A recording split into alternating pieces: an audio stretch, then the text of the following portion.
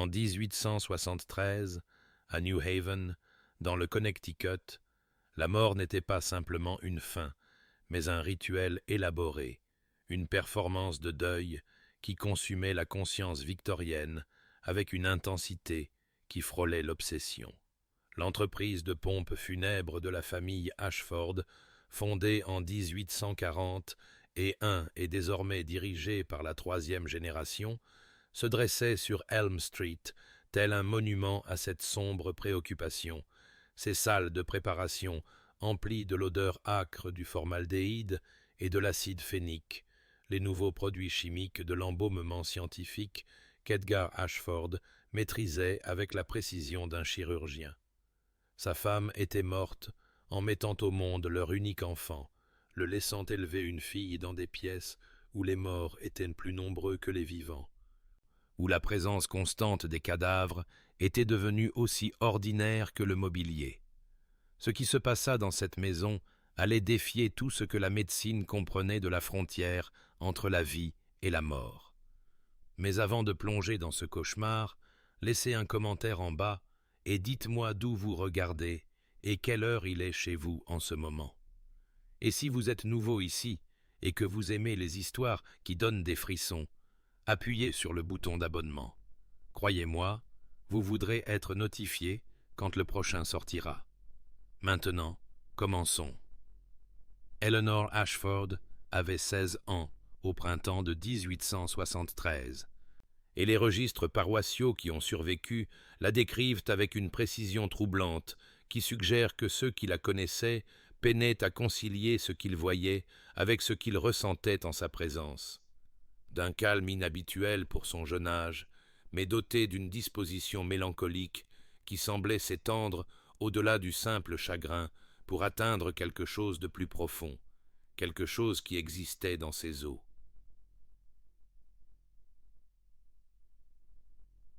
Elle avait été élevée entièrement entre les murs de l'entreprise de pompes funèbres,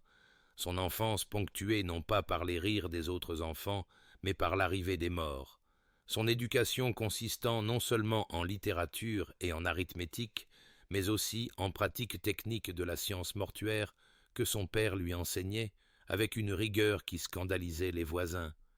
lesquels chuchotaient sur l'inconvenance qu'une jeune femme apprenne à drainer le sang et à préserver la chair. À l'âge de 14 ans, Eleanor pouvait préparer un corps pour l'exposition avec l'efficacité d'un apprenti 2 fois plus âgé, ses petites mains fermes tandis qu'elle liait les mâchoires et positionnait les membres dans des attitudes de repos paisible, son visage ne trahissant aucune émotion alors qu'elle travaillait avec les tubes artériels et le trocar qui étaient les instruments de la profession de son père. Elle était, de l'avis de tous, d'une aisance anormale avec la mort, se déplaçant dans les salles de préparation avec une familiarité qui dérangeait ceux qui en étaient témoins, parlant des défunts avec un détachement clinique qui semblait déplacé chez une personne si jeune, si féminine, si supposément délicate selon les normes de la féminité victorienne. Les voisins d'Elm Street l'évitaient lorsqu'elle se rendait au marché, traversant la rue comme si la mort elle-même s'accrochait à ses jupons, comme si l'odeur du fluide d'embaumement s'était si profondément imprégnée dans sa peau qu'aucun lavage ne pouvait l'enlever. Les récits contemporains décrivent son apparence physique avec une remarquable constance. Pâle au point d'être translucide, avec des cheveux sombres qu'elle portait en un chignon sévère qui la faisait paraître plus âgée, des yeux qu'un témoin décrivit comme « de la couleur de la fumée, ni bleu ni gris, mais quelque chose entre les deux, quelque chose qui semblait regarder à travers vous plutôt que vers vous. » Elle n'avait pas d'amis de son âge. Pas de prétendant malgré la richesse modeste et la respectabilité de son père, pas de vie en dehors des murs de l'entreprise de pompes funèbres qui était devenue à la fois sa maison et sa prison. Sa routine quotidienne fut documentée dans une lettre écrite par une tante inquiète qui lui rendit visite en 1872. Se levant à l'aube pour aider son père dans les préparations matinales, passant les après-midi à lire des textes médicaux dans le salon où se tenaient les veillées, les soirs à assister aux nouvelles arrivées ou à entretenir l'équipement et les fournitures. Elle était, de toutes les manières mesurables, une jeune femme normale, formée à une profession anormale, isolée par les circonstances et par choix, son avenir aussi prédéterminé que les corps qu'elle aidait à préparer. Mais quelque chose se cultivait dans cet isolement, quelque chose que ni elle ni son père n'auraient pu anticiper, quelque chose qui la transformerait, faisant de la fille singulière d'un croque-mort quelque chose que la science médicale ne pouvait expliquer et que l'histoire aurait du mal à croire. Le 17 mars 1873, le corps de Thomas Aldridge arriva à l'entreprise de pompes funèbres Ashford en début d'après-midi, porté par deux hommes qui expliquèrent à voix basse que le défunt, un employé de 34 ans de la compagnie de chemin de fer Hartford and New Haven, s'était effondré à son bureau sans crier gare, mort avant même que le médecin de la compagnie ait pu être appelé. Edgar Ashford examina le corps de son œil expert, notant l'absence de traumatisme évident, la légère teinte bleutée des lèvres qui suggérait une défaillance du cœur ou des poumons, et demanda à Eleanor de commencer à préparer le poste de lavage pendant qu'il mélangeait le fluide artériel dans les proportions précises qu'il avait perfectionnées au cours de 2 décennies de pratique. La salle de préparation était froide malgré l'après-midi de printemps, délibérément maintenue à basse température pour ralentir la décomposition, et Eleanor travailla avec son efficacité habituelle, aidant son père à positionner le corps sur la table de porcelaine, retirant les vêtements avec le soin méthodique qui préservait la dignité même dans la mort, lavant la chair pâle au savon féniqué avant que son père ne fasse l'incision dans l'artère carotide et ne commence le lent processus de drainage et d'injection qui préserverait Thomas Aldridge assez longtemps pour que sa famille puisse lui faire ses adieux. Elle tenait la bassine pour recueillir le sang sombre que la gravité tirait du cadavre, observant le mélange chimique remplacer progressivement ce qui avait autrefois transporté la vie dans ses veines, quand elle l'entendit. Un seul mot, murmuré si doucement qu'elle crut d'abord que c'était le son du fluide se déplaçant à travers les tissus morts, le gargouillis du déplacement qui accompagnait parfois le processus d'embaumement. Mais il revint, plus clair cette fois, indubitable dans son articulation. Sarah. Les mains d'Eleanor sursautèrent involontairement, manquant de renverser la bassine, et son père la regarda avec inquiétude, lui demandant si elle allait bien, mais elle hocha rapidement la tête et se ressaisit, lui disant que ce n'était rien, juste un moment de vertige dû aux vapeurs chimiques. Le nom flottait dans l'air entre eux, inaudible pour Edgar, impossible et pourtant si parfaitement clair dans l'esprit d'Eleanor qu'elle pouvait se souvenir de son timbre exact, de la qualité masculine de la voix, de la douceur désespérée de la prononciation. Elle ne dit rien, retournant à son travail avec un calme forcé, mais son cœur martelait ses côtes avec une violence qui lui coupait le souffle, son esprit passant en revue les explications rationnelles. L'épuisement dû à un mauvais sommeil, les effets d'une exposition prolongée aux vapeurs de formaldéhyde, le pouvoir de la suggestion après des années de travail avec les morts.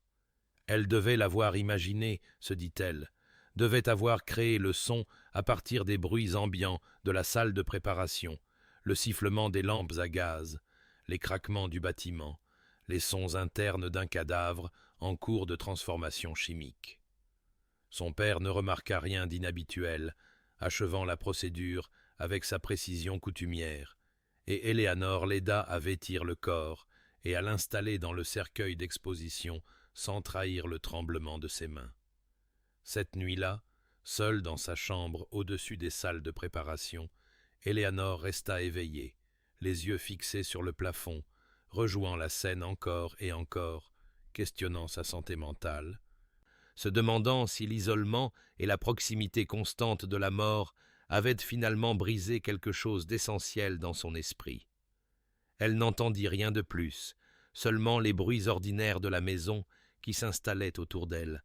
et finit par se convaincre que ce n'était rien, une ruse de ses sens épuisés, une illusion passagère qui ne se répéterait pas. Elle avait tort. Au cours des semaines suivantes, cela se reproduisit, puis encore, et les archives fragmentaires qui subsistent du journal d'Eleanor, découvertes des décennies plus tard dans une malle scellée dans un grenier de Hartford, révèlent la progression de son expérience avec une précision qui rend l'impossibilité de tout cela d'autant plus troublante. Le 24 mars, lors de la préparation de Madame Adelaide Hoffman, âgée de 67 ans, Eleanor entendit le mot « froid » répété 3 fois d'une voix fluette et aiguë qui semblait provenir de l'intérieur même du cadavre. Le 2 avril, alors qu'elle assistait à l'embaumement d'un jeune garçon qui avait succombé à la scarlatine, elle entendit « maman » murmurer, avec un tel désir désespéré qu'elle dut s'excuser de la salle de préparation et vomir dans la ruelle derrière le bâtiment. Le schéma était indéniable. Chaque corps qui passait par l'entreprise de pompes funèbres semblait porter avec lui une voix, parfois à peine audible, parfois d'une clarté surprenante, parlant toujours par fragments qui suggéraient non pas les morts éloquents de la littérature gothique, mais quelque chose de bien plus troublant, les vestiges confus de la conscience qui n'avait pas encore entièrement relâché son emprise sur la chair. Eleanor commença à documenter chaque occurrence dans un journal relié en cuir qu'elle gardait caché sous les lattes du plancher de sa chambre, enregistrant le nom du défunt, la date de préparation et les mots exacts qu'elle entendait, son écriture devenant de plus en plus frénétique à mesure que les entrées s'accumulaient. Son journal révèle la progression psychologique, la confusion initiale cédant la place à une peur viscérale, puis, de manière plus inquiétante, à une sorte de fascination horrifiée qui la poussa à commencer à tester le phénomène avec l'approche systématique que son père lui avait appris à appliquer à la science de la conservation. Elle posait des questions en silence, tout en travaillant sur les corps, des interrogations internes adressées aux cadavres eux-mêmes. « M'entendez-vous ? Quel est votre nom ? Où avez-vous mal ? » Parfois, il n'y avait pas de réponse, seulement le silence ordinaire de la mort, mais d'autres fois, des fragments venaient, ne répondant pas toujours directement à ces questions, mais réagissant de manière à suggérer qu'une forme de communication rudimentaire avait lieu. Le 15 avril, en préparant le corps de George Whitman, un marchand mort d'apoplexie, elle s'enquit silencieusement de sa famille, et le murmure qui vint fut spécifique et vérifiable. « Dis à Margaret que l'argent est dans la boîte bleue. » Le 22 avril, travaillant sur les restes d'une femme tuée dans un accident de calèche, Eleanor entendit « Je ne vois rien », répété encore et encore, la panique dans la voix fantôme si palpable qu'Eleanor dut s'agripper au bord de la table de préparation pour se stabiliser. Ce qui rendait ces murmures vraiment troublants, c'était leur banalité absolue, leur manque de révélation dramatique ou de signification théologique. Les morts ne parlaient ni du paradis ni de l'enfer, n'offraient ni sagesse profonde ni avertissement terrible, mais prononçaient plutôt les pensées confuses et fragmentaires d'esprit qui semblaient piégés au moment de leur mort, incapables de comprendre leur état, incapables d'avancer ou de reculer. Eleanor ne dit rien à personne, terrifiée à l'idée qu'en parler confirmerait sa folie, que son père la ferait interner à l'hôpital pour aliéner du Connecticut, où les femmes qui entendaient des voix étaient enfermées et oubliées. Son isolement s'approfondit jusqu'à l'obsession, chaque instant de veille étant consumé par l'anticipation et la crainte de l'arrivée du prochain corps, du prochain murmure qui prouverait soit qu'elle perdait la raison, soit qu'elle vivait une expérience pour laquelle la science médicale n'avait aucun cadre explicatif, et dans les nuits blanches qui suivaient chaque rencontre, elle ne pouvait décider quelle possibilité la terrifiait le plus. Le 29 avril 1873, le corps de Madame Catherine Brennan, âgée de 52 ans, fut livré à l'entreprise de pompes funèbres Ashford avec un certificat de décès indiquant comme cause des complications dues à une pneumonie son mari et ses 3 enfants adultes, suivant le corbillard, dans un état de deuil visible, qu'Edgar nota dans ses registres d'admission comme profond et sincère. Eleanor aida à l'examen initial et au lavage. Ses mains accomplissant les gestes familiers, tandis que son esprit restait préparé à ce qu'elle en était venue à attendre, et lorsque le murmure arriva, il fut différent de tous les autres, non pas un seul mot ou un fragment confus, mais une déclaration complète et cohérente, prononcée d'une voix qui conservait l'accent irlandais que Madame Brennan avait ramené du comté de Cork 40 ans plus tôt. Derrière la brique décellée dans la cave, la 3e à partir du coin, dis à Michael que l'argent est là, 217 $, il en aura besoin pour les garçons.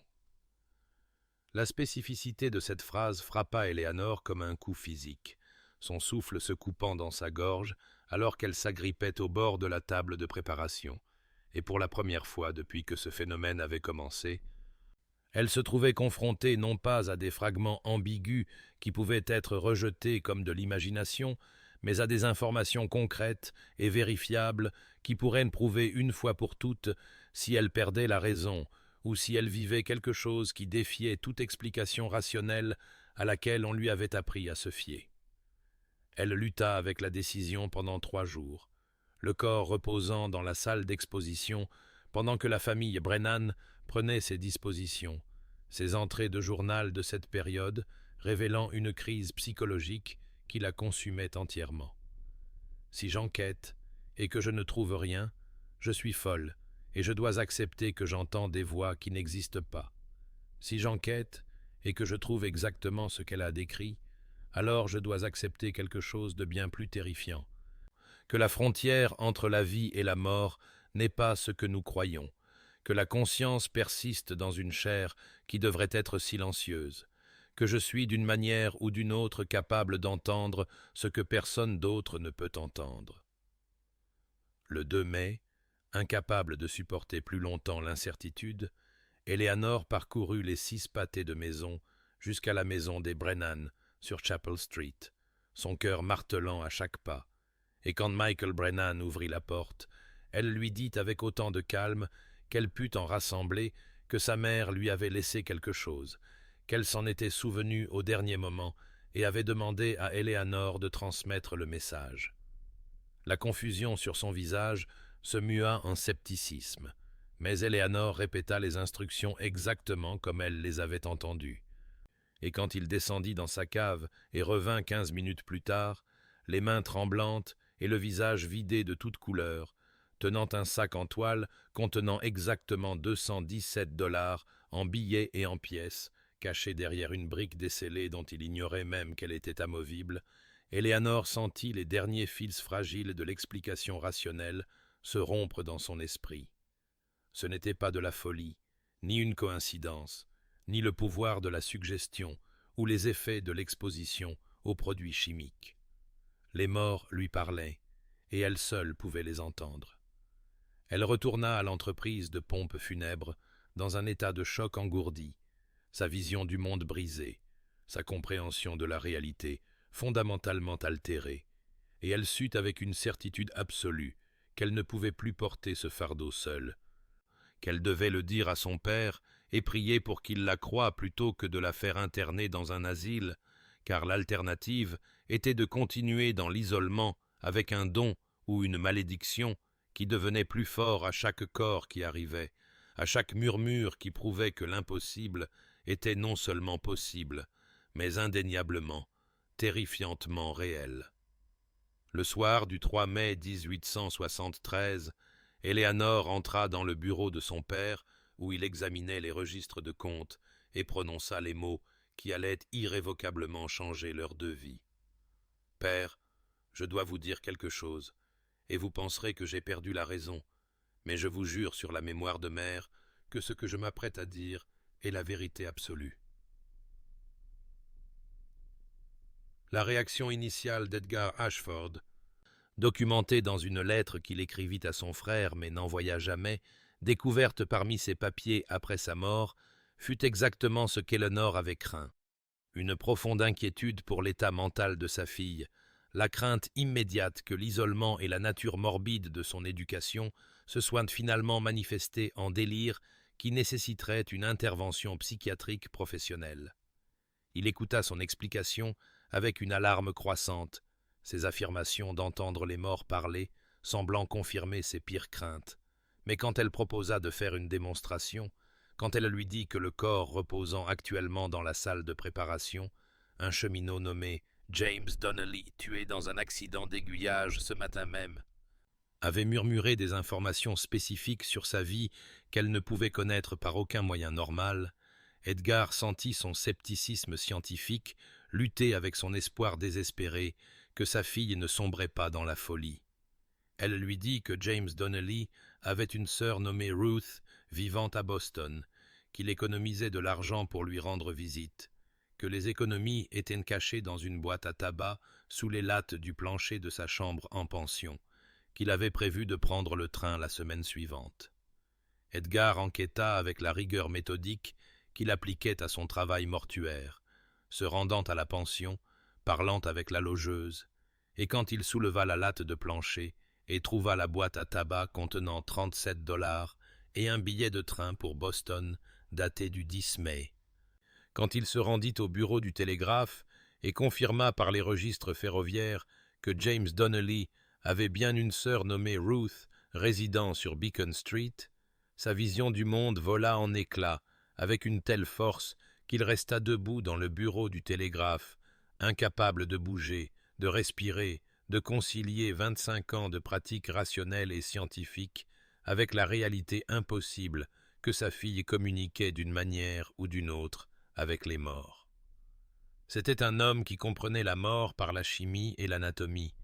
qui avait bâti sa réputation sur l'approche moderne et scientifique de la conservation, qui rejetait la superstition et embrassait la logique froide de l'injection artérielle et de la fixation des tissus.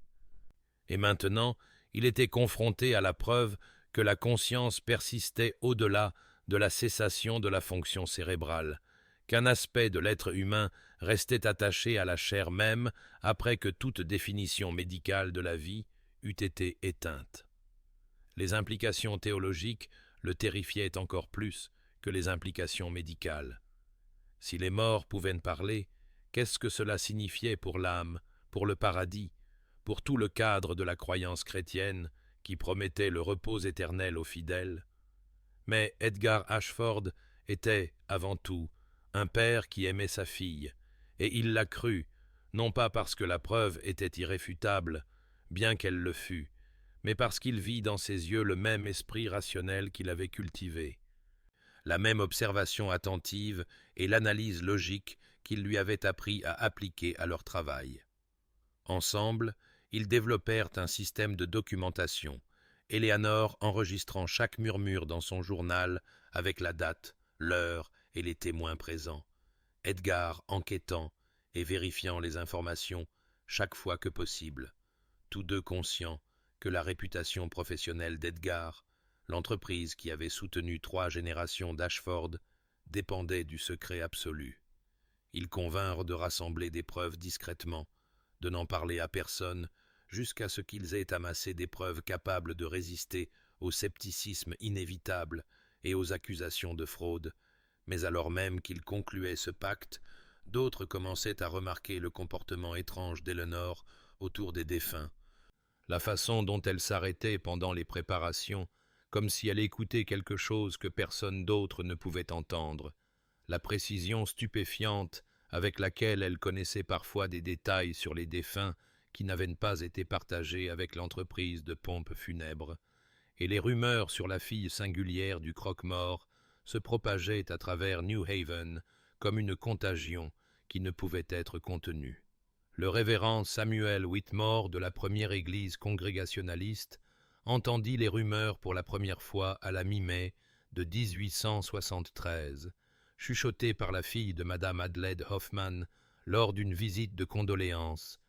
la voix de la femme baissant jusqu'à un murmure conspirateur alors qu'elle racontait comment Eleanor Ashford avait su que l'alliance de sa mère avait été enterrée avec son premier mari 30 ans plus tôt, une information qui n'avait jamais été partagée avec l'entreprise de pompes funèbres et que la fille elle-même n'avait découverte que récemment parmi les papiers de sa mère.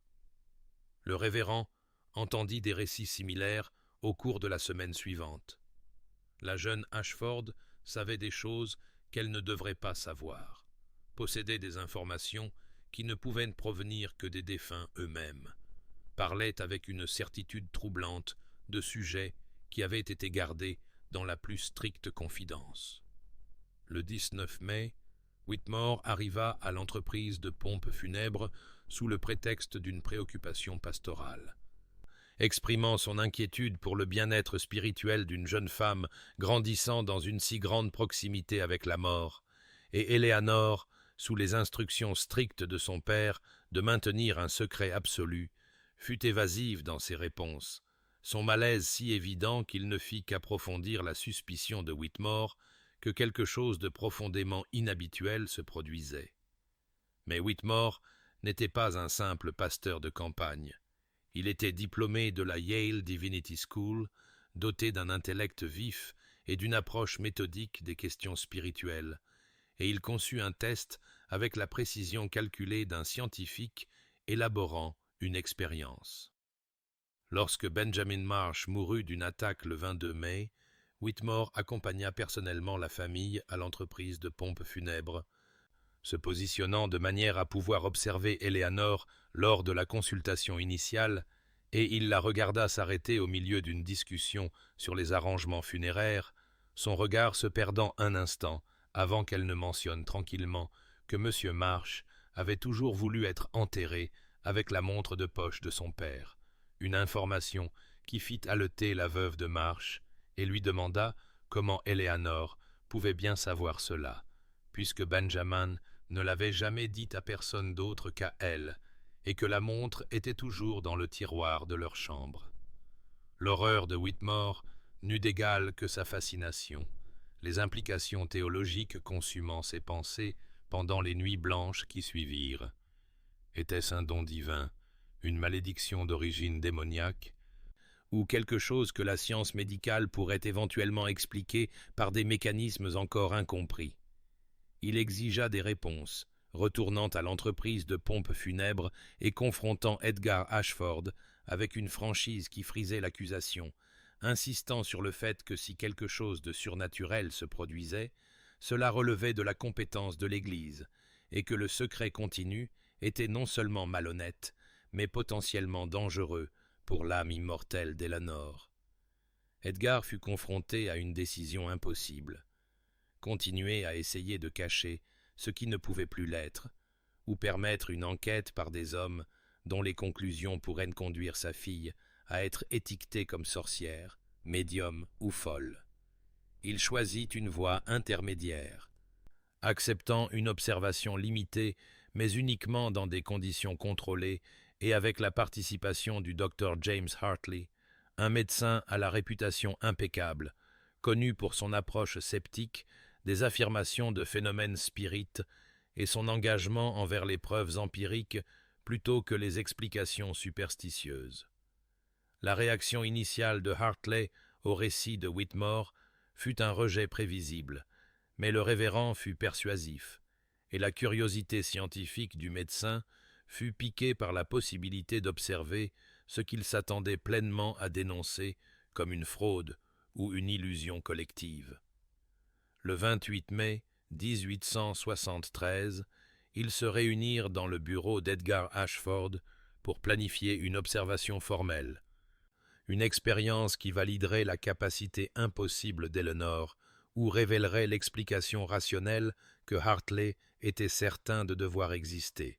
et aucun d'entre eux n'aurait pu anticiper que ce dont ils allaient être témoins remettrait en question non seulement leurs croyances individuelles, mais les fondements mêmes de ce qu'ils comprenaient de la nature de la conscience, de la mort, et de la terrible possibilité que la frontière entre elles soit bien plus perméable que quiconque n'avait osé l'imaginer.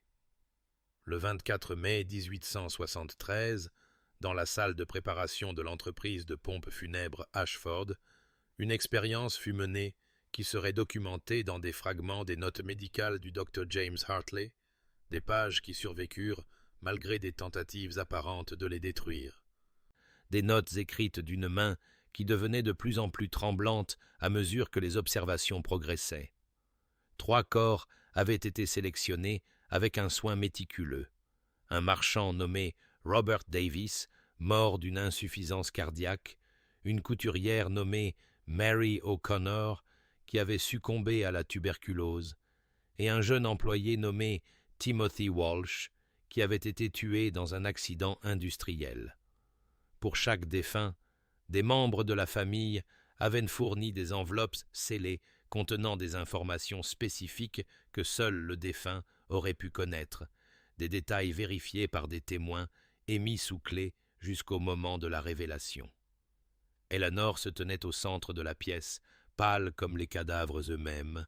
entourée de Hartley, du révérend Whitmore et de 2 autres médecins, le Dr Edmund Pierce et le Dr William Thatcher,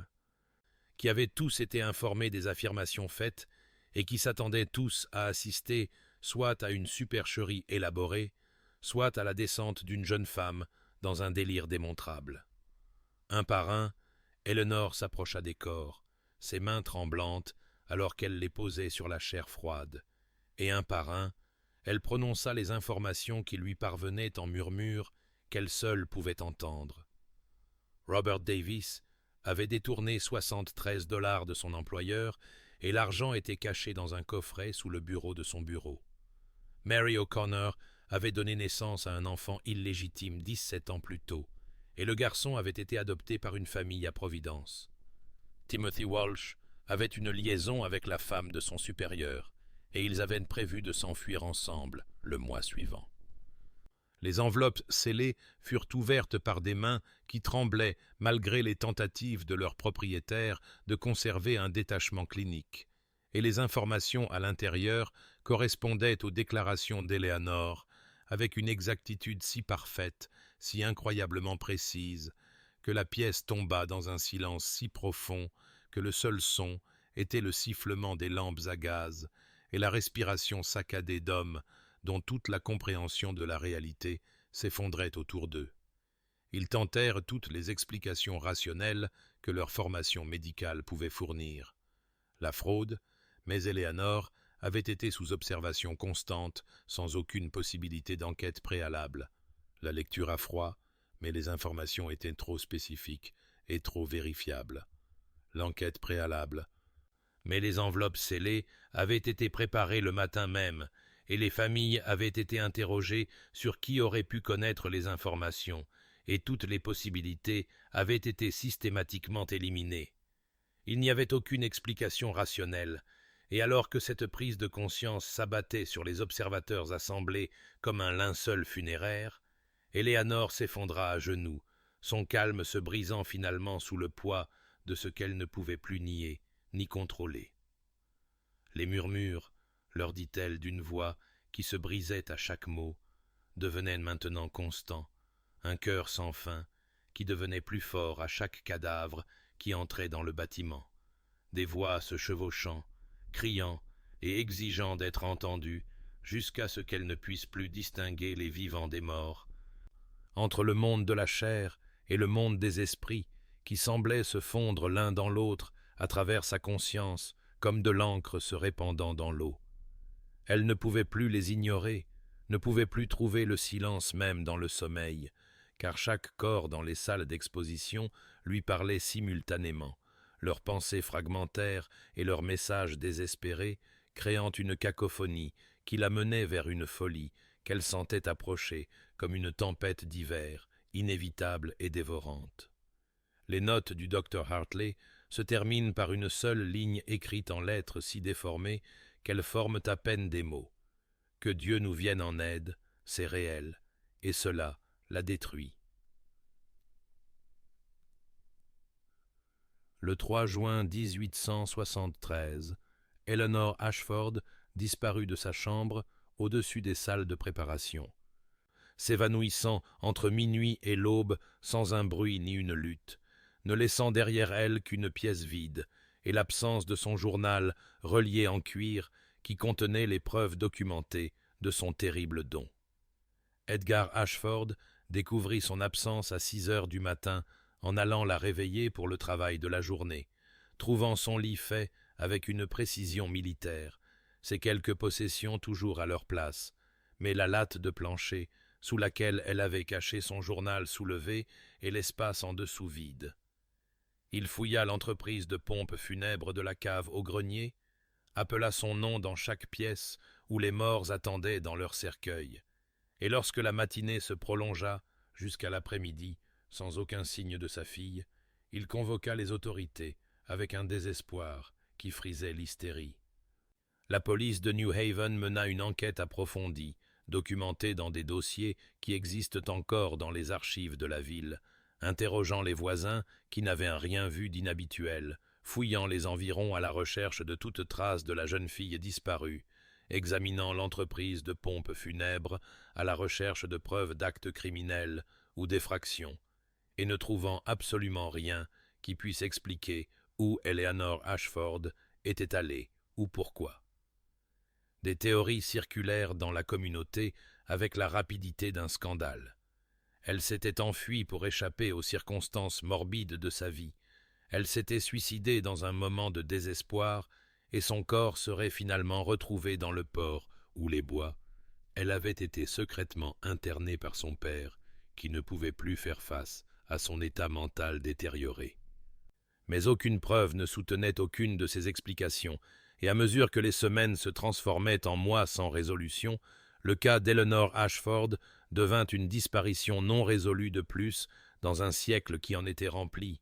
une jeune femme qui avait simplement cessé d'exister comme si elle n'avait jamais été réelle. La documentation de sa capacité, les enveloppes scellées et les registres de vérification et les témoignages qui auraient pu expliquer l'ampleur de ce qui avait été perdu, fut systématiquement étouffée par des hommes qui comprenaient qu'un tel savoir était trop dangereux, trop déstabilisant pour l'ordre social et théologique qu'ils avaient juré de maintenir. Le révérend Whitmore et le docteur Hartley se rencontrèrent en privé et convinrent, dans un pacte que les deux hommes documentèrent dans des lettres qui ne furent découvertes qu'après leur mort, de ne jamais parler publiquement de ce dont ils avaient été témoins, de nier toute circonstance inhabituelle si on les interrogeait, de permettre qu'Eleanor Ashford soit rappelée comme rien de plus que la fille singulière d'un croque-mort qui avait tragiquement disparu. L'entreprise de pompe funèbre. Ashford ferma dans l'année, Edgar étant incapable de continuer à travailler dans les pièces où la voix de sa fille semblait encore résonner, où chaque corps qui arrivait ramenait le souvenir du don qui l'avait détruite. Il mourut en 1879, 6 ans après sa disparition, sans jamais savoir ce qui était arrivé à Eleanor, sa dernière entrée de journal exprimant l'espoir que, où qu'elle soit, elle ait enfin trouvé le silence qu'elle cherchait. Les suites furent une affaire de réputation détruite et de dossiers scellés, d'oubli délibéré orchestré par des hommes qui craignaient les implications de ce qu'ils avaient vu, et en une génération, l'histoire d'Eleanor Ashford s'était estompée dans l'obscurité, rejetée comme une légende locale si on s'en souvenait encore. Mais un détail survécut dans les archives fragmentées de 3 asiles différents, dispersés à travers le Connecticut, un détail qui ne fut pas lié au cas d'Eleanor avant que des chercheurs ne commencent à examiner les archives plus d'un siècle plus tard. À l'été et à l'automne de 1873, chacune de ces institutions admit une jeune femme dont le nom était enregistré différemment dans chaque lieu, mais dont la description correspondait à celle d'Eleanor avec une constance troublante, et dont le symptôme principal était documenté en des termes identiques dans les 3 rapports médicaux. Elle criait constamment à propos de voix qu'elle seule pouvait entendre, les voix des morts qui ne voulaient pas se taire, et aucun traitement, ni aucune contrainte, ne pouvait lui apporter la paix ou le silence. Les documents survivants firent surface au cours de plusieurs décennies, découverts dans des greniers, des boîtes d'archives et des ventes de succession à travers la Nouvelle-Angleterre, fragments d'une histoire qui avait été délibérément étouffée, mais ne pouvait être entièrement effacée. Les pages du journal d'Eleanor, trouvées dans une malle à Hartford en 1947. Les notes médicales du docteur Hartley, découvertes parmi les papiers de son petit-fils en 1963, les registres paroissiaux et les rapports de police mis au jour par des historiens locaux dans les années 1980, qui n'avaient aucune idée qu'ils rassemblaient les preuves de quelque chose qui défiait toutes les hypothèses sur la frontière entre la vie et la mort. Historiens de la médecine et parapsychologues ont examiné le cas avec les outils d'analyse modernes, soumettant les documents à une analyse médico-légale, à la datation au carbone, à la vérification de l'écriture manuscrite, et en croisant les affirmations vérifiables avec les archives historiques. Et bien que certains rejettent toute l'affaire comme une fraude élaborée ou une psychose partagée, d'autres soulignent la cohérence de la documentation, la crédibilité des témoins et l'absence de tout motif clair de tromperie, comme preuve qu'Eleanor Ashford a vécu quelque chose que la science médicale ne peut toujours pas expliquer de manière adéquate. Les théories vont du prosaïque au paranormal. Une hystérie de masse amplifiée par l'obsession victorienne pour la mort et le spiritisme. Un canular élaboré perpétré par Eleanor et son père pour des raisons qui sont mortes avec eux, ou un véritable phénomène inexpliqué qui suggère que la conscience peut persister de manière qui contredisent notre compréhension de la neurologie et de la cessation de la fonction cérébrale. Mais un détail hante les chercheurs avec une intensité qui défie tout rejet rationnel. En 1924, exactement 51 ans après la disparition d'Eleanor, une femme correspondant à sa description fut photographiée à l'entreprise de pompes funèbres Whitman à Brattleboro, dans le Vermont, se tenant à l'arrière-plan d'une veillée familiale, son visage partiellement obscurci, mais ses traits distinctifs, les cheveux sombres et les yeux couleur de fumée, clairement visibles sur la photographie vieillie qui se trouve maintenant dans les archives de la Société historique de Brattleboro. La femme sur la photographie ne semble pas avoir plus de 20 ans, exactement comme Eleanor aurait dû paraître en 1873, un détail qui devrait être impossible mais qui existe sur halogénure d'argent et papier pour quiconque puisse l'examiner. Et les directeurs de pompes funèbres de toute la Nouvelle-Angleterre, interrogés par les chercheurs, rapportent la même légende transmise de génération en génération dans leur profession. Une femme qui apparaît de temps en temps dans leurs établissements, toujours seule, toujours au crépuscule, demandant d'une voix douce si elle peut s'asseoir un moment avec les morts, si elle peut leur tenir compagnie dans leur transition. Elle ne donne jamais son nom, n'explique jamais son but, et lorsque le directeur de pompes funèbres revient après lui avoir accordé sa demande,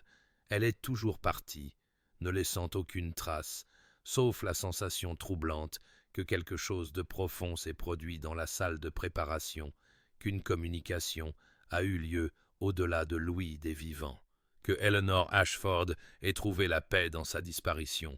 qu'elle se soit suicidée pour échapper aux voix qui la tourmentaient, ou qu'elle ait découvert un moyen d'exister entre les mondes, servant d'intermédiaire éternel entre les vivants et les morts, reste inconnu et peut-être inconnaissable. Le cas de la fille et du croque-mort qui entendait les cadavres murmurer demeure un rappel qu'il existe des phénomènes aux confins de l'expérience humaine qui résistent à une explication facile, que certaines capacités, une fois manifestées, peuvent être impossibles à fuir ou à contrôler, et que les morts, peut-être, ne cessent jamais vraiment de parler. La plupart d'entre nous n'ont tout simplement pas le don terrible de les entendre, et peut-être que cette pitié, cette surdité au murmure des défunts, est la seule chose qui permette aux vivants de rester sains d'esprit dans un monde où la mort n'est pas la fin dont nous avons désespérément besoin.